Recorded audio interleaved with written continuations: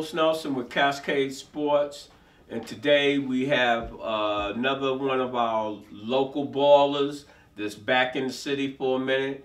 And when I say local, as in Wichita, who do we have here? Chris Jackson. Hey Chris, tell our audience a little bit about yourself. I like going back from kindergarten. Gotcha. Talk about how you got involved in sports. Talk about some of the mentors that you had as you were coming up in sports and in life. Yeah, so I started elementary over in Plainview down in Wichita, Kansas. From there, I was multi-sports. So I played soccer. I did what grades? I'm saying let's go up. So and what did you play when you were at them teams, and who were those coaches that helped you? Yeah, hopefully I can remember all the names. So like first grade through third grade, I was playing soccer. That's where I started. Played soccer. Played for the elementary. It was right there. Gosh, I forget the name, but right off a hillside. A lot of kids started there, and then from there I went to play baseball. So third grade through fifth grade is when I started playing baseball. Baseball, I was pretty good at it. I was a pitcher. I was shortstop. Unfortunately, funds couldn't do that. So that summer between 5th and 6th grade, I had nothing to do. So we had a big old field right there next to Jordan. Old buddy of mine named Jason, he taught me how to play golf. So multi-sports, played golf that summer. But then 6th grade, the only school in the city that I remember, Jordan, you can play in 6th grade basketball. So I learned to play basketball in 6th grade. From there, we moved more to Southeast area where I went to Curtis Middle School, 7th grade. Played basketball there. Coach What Malcolm, did you play? Shooting guard. Shooting guard. Yeah, so everybody knows me. I'm known to shoot it. That was the first. Before I could dribble, before I could do anything else, I was known I could just spot up and shoot the ball. Got a conscience by any chance? Got a conscience? Yeah. See, I'm from New York, and I went to back in my day. Man, you had the shooters. They had no conscience. It's like, I miss, I don't care, give me the ball. Oh, yeah, for sure. For sure. I'll get some more of that later as far as in my career. But, yeah, I was just known to shoot it. I mean, my friends used to make fun, like, he don't pass the ball, he don't do this, because I'm going to get up shots. But they couldn't argue when you're shooting over 50%. I mean, numbers don't lie. But 7th grade, I went to Curtis, played with some good ballers there. Then we went to high school. So high school is when that's where everything started to come together. So basketball, I want to say about 8th grade year, 9th grade year, but the beginning of high school is when I got to play with some real ballers. So I'm used to playing on teams where I'm always one of the guys. But high school and the summer. Talk about that change, the pace of the game, the mindset, and now you come in with people that have the same mindset as you. They want to play ball and they want to start. Yeah, so 7th and 8th grade, like you're learning the game. You're learning to play with a team. You're learning to play with certain people, but you're just focused on yourself and just, you're living in the moment, depending on your parents and who you had around you. But once I got to high school, that's where everything changed because now you're playing with juniors and seniors. I mean, that's a 3-4 age gap, and at 13, 12 years old, I mean, you idolize those guys. You're like, man. But once you get on the court, it levels out, and I want to say that's when I met Coach Moore. I was on the diaper dance circuit in the summer league, so that's when you really got to play with the older kids, and I was playing with the likes of like Chris Tyler and Sammy Fisher and guys that were pretty much known in the city league. So like if you went to a basketball game, you went to go watch those guys because they would put on a show. They're shooting. They were frontliners, right? Yeah. So you're playing with those guys. So that's when I first got the drive in me. You were like, man, I gotta be better. I gotta do better. And you look at their game and you're like, where can I improve? Ball handling. Get your street creds. You know. So, but traveling with the diaper dance, and then now you're playing against. Not only are you playing with these guys, but now you're traveling out of the city, which I was stuck. Talk about what that was like when you first did your first trips and stuff. Yeah, so that whole transition from middle school to high school and traveling, you're, like I said, you got your just inner city guys, you know these guys, you know their game. It's always going to be a good game because you know what you're faced up against. But then you go out of town and you're seeing nobody under 6'3", 6'4", and you're having to go up against these teams. It's a culture shock as far as how big, how how vast the game is, you know. Mm-hmm. Once you come out of your little fishbowl, yes, and you don't even be in you be in a stream when you doing that circuit stuff. You haven't got to a river or ocean. Correct. When you get in that ocean, now run it down. Yeah, so when you get to the ocean and you're out there in Kansas City and you're playing against these big players, every game you're like, man, we have to play well because of just the size alone. Not even their game, but once you get on the court, everybody's dunking in warm-ups, windmills. First time I've seen any of that. So, but playing with those older guys, they have seen it. And so their confidence level was here while we're young bucks looking at them like, okay, there's a reason why they were starting and you're coming off the bench because they've been there before. They have the confidence, and that's what you can learn behind. But the nice thing is we went out and we won a lot of those games. And so that built our confidence as the younger group coming in playing with those guys that it comes down to who can win, who can put it all together on the court. And so that's when my confidence went through the roof when it came to balling. So you're traveling, then I went through high school. So high school. Your freshman year, run freshman, sophomore, junior. It's a quick order. Go ahead. So freshman, sophomore year, I was one of those guys where I just wanted to hoop. I lived in the moment, and school wasn't as important to me. So those first 2 years is when I learned you got to have the grades to play, and that's when I became more of a student athlete because I was just stuck in the moment of just living, no direction. So that's when school became important. So those years, as far as hooping goes, I played my freshman year. I didn't play my sophomore year. And then why didn't you play your sophomore year? Didn't play my sophomore year because of the grades. All right. Well, I'm saying they need to know that. That's real important because that was me too. I'm saying most of the athletes that come on here, and this is what I be trying to tell our urban core guys. You're no different from a lot of players that are in the NBA now, and listening to these stories where these are top flight D1 athletes telling you how they did what they did and how they moved forward. Run it down. So freshman year, made the team, didn't have the grades, so I didn't even play until second semester, which is after winter break. So I missed a good portion of the games there. But the mindset as far as the groups I was around, it wasn't just me. So I felt like I didn't take it as an important, like, oh, okay, I'll just play. I'll miss a couple games. I'll come back, play the second half. Second half of the year, we dominated. I mean, I don't even think we lost a game second half of the year. But that was on the freshman squad. Not like I said, a lot of players that had it together were playing JV and varsity. Then sophomore year came. It was kind of the same story where didn't have the grades again. Same group of guys, same story where you didn't have the grades first semester. Second semester, I may have played, but I don't even remember. I didn't recollect that because I was so caught up in just having fun and doing this and that. But then junior year came and it kind of hit me. So junior year I played JV, put up good numbers. The grades still weren't the best. And when you're playing against the coach I had, which his name was Coach Carl Taylor, rest in peace. He was a great coach. But he was strictly, you got to have the grades to play because he was a mentor where it's, you got to understand there's more than just basketball. And so he was trying to implement, he was big on the black culture and trying to be a father figure to a lot of people and very strict in that way where vast majority of that group, I want to say 89% of that group got it because of Coach Carl Taylor. He was able to mold them, and you can go into his office anytime to have any conversation, along with Coach Coleman over at Southeast when he was there when I was there. He's at West now, but he implemented that. Hey, you got to have this so that you can do that. Yeah, you have the greatest talent in the world. You probably can start for us, but you can't get the grades and you can't play. So junior year, killed it on JV.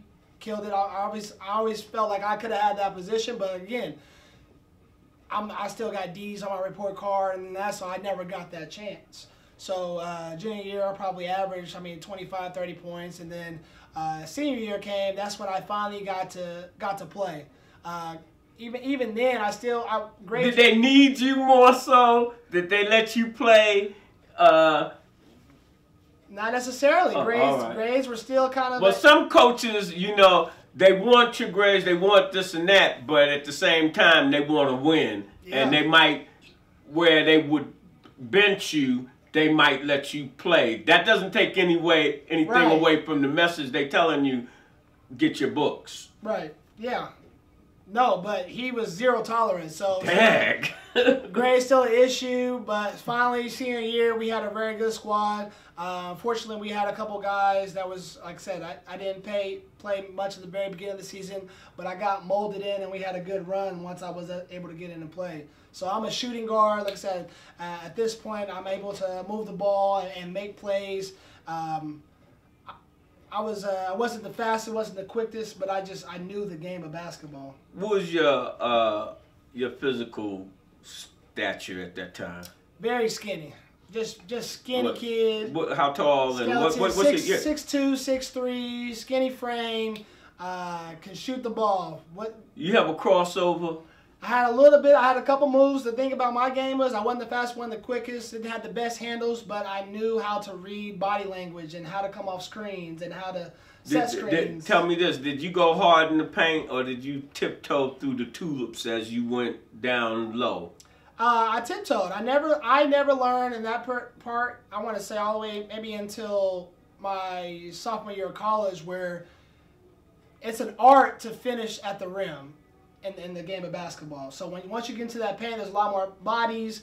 There's a lot of less calls going to be called for you down there, just because you're amongst the trees. So it's an art. But I was always figure out how to way to score, and that is floaters or step back pull-ups, fadeaways. Man, them floaters is hard to me. You know, you really got to have a touch. Yeah, yeah, you got to have a touch. But like I said, that was my game from the beginning. So putting the basketball in the hoop was always my specialty. So that sounded like you was silky smooth more than rough and ready. Yeah, I always when I think of my game, I think of my game as like I always think of my game as like a Paul Pierce. Some people would say like a Reggie Miller, but I like Paul Pierce because he doesn't look fast. He doesn't look. He's not gonna, but he knows how to use his body. He knows to come off screens, gets his shot up, and score the basketball. That's kind of what I did in that era. So how'd you get in what looks not playing most of your high school career really on the front line? How'd you get into school?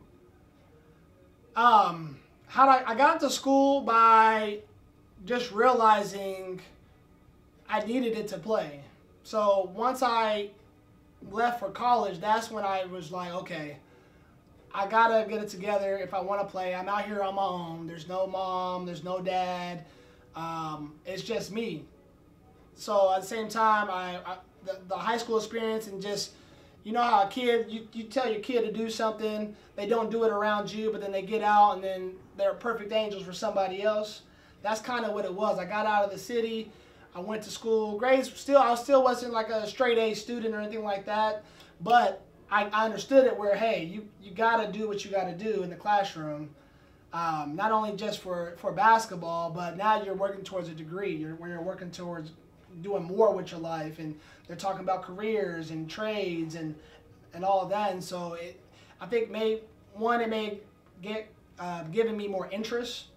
I became interested, so somebody was able to, with the counselors and everybody I was working with in college, they were able to pique my interest. So I found school interesting enough to where I was like, okay, let's do this. I was excited to go to class and get projects done and so forth. And so that was that transition is when I finally was like, okay, I'm working for something now. How do you feel if you'd have been able to go to a 4-year college right off the bat? Would you have survived? Oh yeah, I think 100% I would have survived. I think the biggest thing for me was like I said, the people that are around you and growing, and the mentors and what they have on a 4-year school. What I saw when I was on the University UMKC campus for a while, as far as how who was coaching over there when you was there? Man, I honestly don't remember the coach, so that's one thing. I got this thing where I don't remember names very well. All right. But there was one cat that I knew from the City League that he played at WSU, and he was a coach at UMKC. Assistant coach. Assistant coach. Yeah. And so he knew me, and that's why I almost walked on there. But even just being around the gym and just hearing their conversations, like they're very involved when you get to that level. And I've heard multiple stories from friends as far as what they all do for you, how they have their schedule written out for you. They got people coming to get you or making sure that you're where and that's on the low end of Division I, yeah. UMKC. Yeah. Them larger schools, they go into the bathroom for you if you if you right. have the quality and the mindset. Yes. Yeah. So run down what that junior college, and then run down how you got your degree. So junior college, Barton County Community College. Played for Coach Fletchall. Great coach. He was an offensive-minded coach. Kind of just get it done and just put it together. But playing there, that was some great years. What kind of numbers were you putting up? Tell them a little bit about your athletic prowess. Yeah, so freshman year, it was an awakening again. Like I said, I mean, I had seen the talent around, but now you're playing against stacked teams. So I was coming off the bench, still shooter, still scorer. I was using the role as, hey, come in, try to get some shots up, hit a couple threes, but then subbed out. I would. The nice thing is, my sophomore year, I worked up to where I got into the starting lineup a couple times. But again, I'm playing with guys that are super athletic and just understood the game a little bit more than I did as far as game control. But I was still able to get into a few games, start a couple games, and I finished a lot of those games, which I always felt was most important. Like I got in the game, games on the line, I was still in there, either to make free throws, to get shots up, whatever the case may be. I was able to stay in at late in the game my freshman year. Sophomore year was kind of my break open. Like I came in as a starter. I worked hard all off season. I spent my whole summer up at Barton County. What was the change in your mindset? The mindset after playing my freshman year and playing behind guys and starting and not starting, I was like, I want to be one of those guys. I finally was like... You was hungry? I was finally hungry. And the thing, I don't know what it was. I don't know if it was videos or some team. Something caught my attention where I want to be that guy. Because the one thing about me that I never had, I wish I would have had when I was a little bit younger, was somebody like a dad there or right. Like my grandpa there or something. Like, hey, you can go to the next level. You can do this. You just have to do this. But that's what coaches like Coach Moore, because as you're telling your story, man, if people really watch all these interviews we do, people are telling the truth about their life, and all our stories are basically the same. Not with a broad brush, but we come from these broken homes, and a lot. Matter of fact, today I'm going to be taking my hat off to mothers that have participated in their kids' sports, because they've been everything. Yeah, and then kids that come from real broken homes where there might be a mom or something, but there's no real supervision and they're raising themselves. Sports is that outlet. Yes, that was big for me. So growing up, like luckily that's what I loved. Like I wasn't like wanted to run the streets or mess with girls, or just get in trouble. I wasn't one of those guys. My mom got me a Y membership, and that's where I lived. And you talked about Coach Moore. What Coach Moore allowed me to do, he gave me the confidence at a young age that you can play with these guys by just picking me up on that team. So him. Did he have to pick you up and ride you to practice? Oh yeah, I had to get pickups. I got dropped off at his house, but I wasn't getting no ride anywhere out of town or anywhere like that. Yeah, that's what coaches that are really, now that you're a young adult, you understand the difference between different types of coaches, even though they might know the X's and O's. Yeah. But the type of coaches we need in our community really are you got to be spending your own money to really even help the athletes. Yeah. That even if somebody is sponsoring you. It ain't enough money because when we come, we don't have nothing hardly when we young coming out the hood. Can you pick me up, Coach? And can you know? And a lot of times across the board, this nation, there are kids that want to play with the teams and what have you. They don't have transportation. Yeah. And you were fortunate. So go ahead and keep running it down. Yeah. So where were we at? So yeah, we're working with Coach Moore, like getting dropped off his house, his family, his wife, and playing with one of his kids. And so. Which one was you playing with? I played with Mario. All right, I don't know him. Yeah. I know Tori. Yeah. So Tori was a little bit younger, but Mario, he was just stocky. Big, I mean, big like Tori. Always just looked like a linebacker, just in the That's paint. Tori. Yeah. So, but it was just great times. But like I said, going through that, what you mentioned as far as not having a ride or not having the funds, I just got into coaching a couple years ago, and I don't even second guess it because I know it's there. Like I'm not asking, or I know what parent I can't go to and ask for that money. So I'm spending more of my energy and effort of where can I get the money from. But picking up players, taking them home, taking them out of town on trips. But growing up and playing under it and knowing that's where I came from, you don't even second guess it's it. It's easier for you because you picture yourself. When you look at him, you like, damn, that's how I was. Yeah. But and it's so hard when you don't have enough. And this is to our audience. It is hard for us out the diaspora when we are trying to pull up from the bootstraps and we're not getting the financial support. When coaches are having sales and different things for these teams, our audience, you need to dig in your pocket because you can make the difference in a kid going to the next level in life, not just in sports. Run it down. Yeah, it's a big deal. Like I said, when we can't raise the funds or we can't do what we do, it's not like, oh, they're still going to go. No, they can't go to the Nationals. They can't go to Tennessee to play in the national tournament, even though they got invited and they qualified. They can't come down to Kansas City. They come to Kansas City. You can't do a lot of those because you can't get the transportation. You can't get insurance and You can't do anything. Like you gotta feed them. You know what are they doing when they're at the hotel? Food is a big part. Boy, you just hit something that's really important because the ones that come from my neighborhood, you know, mom can't give you no lunch money for the trip or 3 days, and or send them with just $5 for 3 days. Yeah, I'm saying that's all they got, mm-hmm. and so you know these bridging the gap between sports and education interviews, I think they're essential. A lot of people won't look at a long interview, but there are a lot of people that are interested in your story.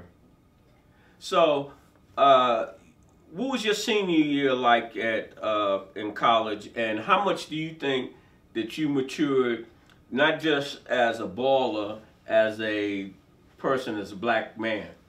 So I will say my transition more happened. So after Barton County, I took off a whole year. Right, so in that year span, I'm not doing anything. I'm not going to school. Like I said, I came up to UMKC for a semester. Went to Southwestern for a semester. Just staying in the dorms, just staying with a friend, and just got a mattress on the floor. But in that time span, you look back. I think what hit me was I was in Southwestern, and it was time to enroll for the next year, and I had nobody there to help me enroll. That's when I realized I got to get my life together. Like basketball's almost over, school's almost over. You don't have the resources that a lot of other people that would have. You got people to go to, but at that time you don't know who to go to. And so I came back home. I came back to Wichita, went to Friends University. So from there I started with Coach Faber at Friends University. I called him up like, hey, I need help. And he finally broke it down to me. But then being back in the city, being back around family, finally going back home, after, like I said, I've kind of got those college years out the way where, you know, you're just young and dumb. But then that moment when I didn't have the help to enroll at the school that I was supposed to go to, and then having to come back home and make the call, I need help, and him picking me up, it gave me the insight that I gotta figure it out, because like I said, ball's almost over, but you got to make money.